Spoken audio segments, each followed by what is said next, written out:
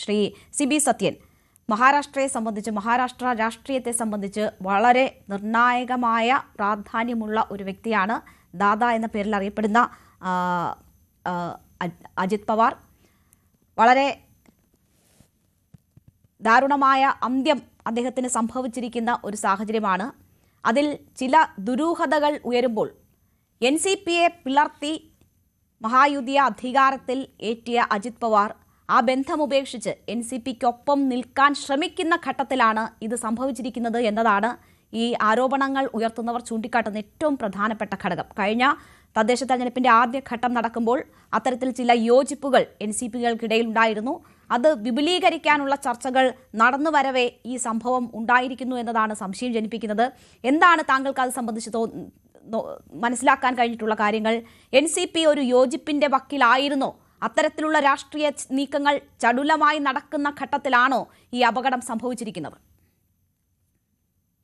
ഈ നിമിഷം ഇതൊക്കെ കോൺസ്പിറസി തിയറീസ് മാത്രമാണ്. എനിക്ക് അതിനകത്ത് വലിയ സാങ്കത്യമുള്ളതായി തോന്നുന്നില്ല. കാരണം നമ്മൾ ഇന്ത്യയുടെ ചരിത്രം തന്നെ പരിശോധിച്ചു കഴിഞ്ഞാൽ നിരവധി രാഷ്ട്രീയ നേതാക്കന്മാർ ഇതുപോലെ വിമാനാപകടത്തിലും വാഹനാപകടങ്ങളിലും ദുരൂഹമായി കൊല്ലപ്പെട്ടിട്ടുണ്ട്, അല്ലാതെയും കൊല്ലപ്പെട്ടിട്ടുണ്ട്.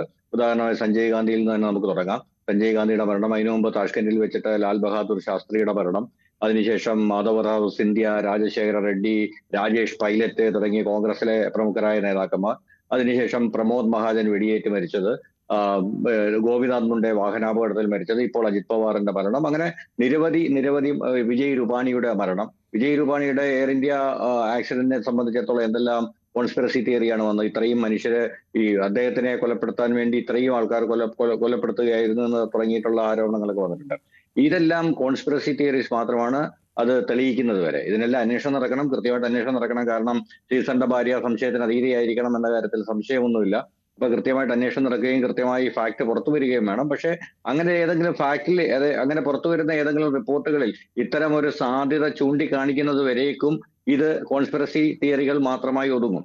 പിന്നെ രണ്ടാമത്തെ കേസ് എന്ന് പറയുന്നത്, നിലവിൽ ഈ കോൺസ്പിറസി തിയറിയെ സാധൂകരിക്കുന്ന ഒരു വലിയ സംവിധാനമൊന്നും നിലവിലില്ല. കാരണം ഈ രണ്ട് NCPകൾ തമ്മിൽ അടുക്കുന്നു എന്നുള്ളത് വാസ്തവമാണ്. പക്ഷെ അതിനകത്ത് ഇപ്പോൾ നിലവിൽ വലിയ NCP അജിത് പവാറിനൊപ്പമാണ്.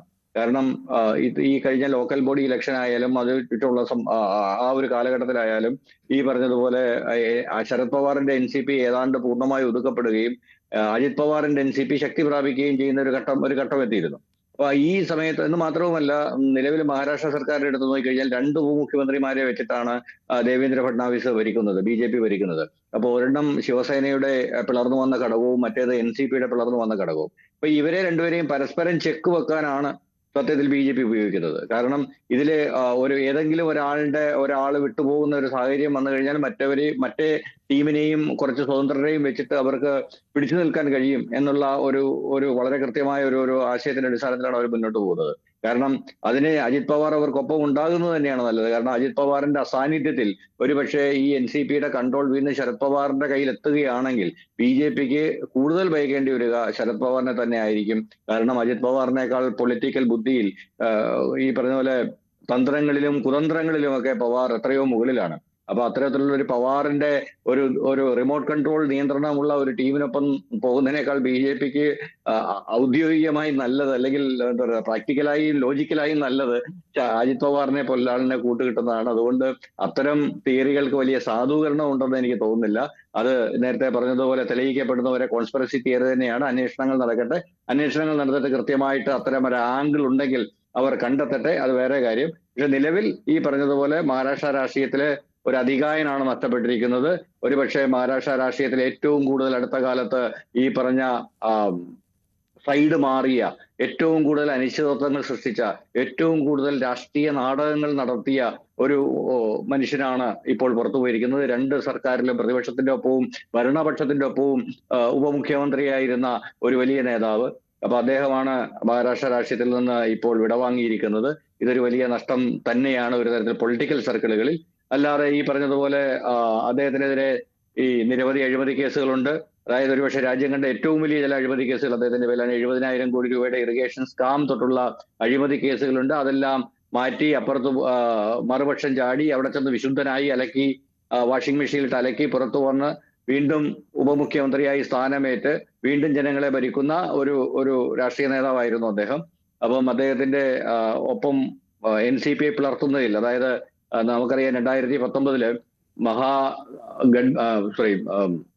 മഹാവികാസ് അഘാടി ഉണ്ടാക്കുന്ന സമയത്ത് അതിനുള്ള കൂടിയാലോചനകൾ നടന്നു വരവേ ശരത് പവാറിന്റെ നേതൃത്വത്തിൽ നിരന്തര വൈരികളായ ശിവസേനയും കോൺഗ്രസിനെയും ഒരുമിപ്പിച്ച് ഒരു വലിയ സഖ്യമുണ്ടാക്കാനുള്ള ശ്രമം നടന്നുകൊണ്ടിരിക്കെ അന്ന് ഇതിനെയെല്ലാം പരാജയപ്പെടുത്തിക്കൊണ്ട് ഒരു വെളുപ്പാങ്കാലത്ത് നേരെ ദേവേന്ദ്ര ഫഡ്നാവിസിനൊപ്പം പോയി ഗവർണറുടെ വസതിയിലെത്തി അവിടെ ചെന്ന് ഈ പറഞ്ഞതുപോലെ എന്താ പറയുന്നത് സഖ്യം ഒപ്പിട്ട് അവിടെ ഉപമുഖ്യമന്ത്രിയായി സത്യപ്രതിജ്ഞ ചെയ്ത് ലോകത്തെ ഞെട്ടിച്ച ആളാണ് അജിത് പവാർ. അദ്ദേഹത്തിന്റെ കൂടെ പകുതിയിലേറെ MLA മാരുണ്ടാവുമെന്ന് കരുതിയെങ്കിലും ആകെപ്പാടെ പോയ 2-3 പേരെ ഒറ്റ രാത്രി കൊണ്ട് തന്നെ തിരിച്ചു പിടിച്ച് ശരത് പവാർ തന്റെ ശക്തി തെളിയിച്ചു. അതിനുശേഷം 48 മണിക്കൂറിനുള്ളിൽ തന്നെ അജിത് പവാർ തിരികെ എത്തിയിട്ട് അതേ അജിത് പവാർ അടുത്ത മന്ത്രിസഭയിൽ ഉപമുഖ്യമന്ത്രിയായി സത്യപ്രതിജ്ഞ ചെയ്യുന്നത് നമ്മൾ കണ്ടതാണ്. അങ്ങനെ ഒരുപാട് രാഷ്ട്രീയ നാടകങ്ങൾക്ക് വേദിയൊരുക്കിയ ഒരാളാണ് അജിത് പവാർ. ഒരുപക്ഷെ മുഖ്യമന്ത്രിയാകണമെന്നുള്ള ആഗ്രഹം പരസ്യമായി പലവട്ടം പ്രകടിപ്പിക്കുകയും അതിനു വേണ്ടുന്ന എല്ലാ സാധ്യതകളും ഏത് തരത്തിലും തിരയുകയും ചെയ്യുകയും ചെയ്ത് അതിൽ പരാജയപ്പെട്ടു പോവുകയും ചെയ്ത ഒരാളാണ്. അദ്ദേഹത്തിന്റെ മഹാരാഷ്ട്രയുടെ മുഖ്യമന്ത്രിയാകണമെന്ന മോഹം ബാക്കി വെച്ചിട്ടാണ് അദ്ദേഹം മടങ്ങുന്നത്. തീർച്ചയായും. കൂടുതൽ വാർത്തകൾക്ക് News 18 Keralam YouTube channel subscribe ചെയ്യുക.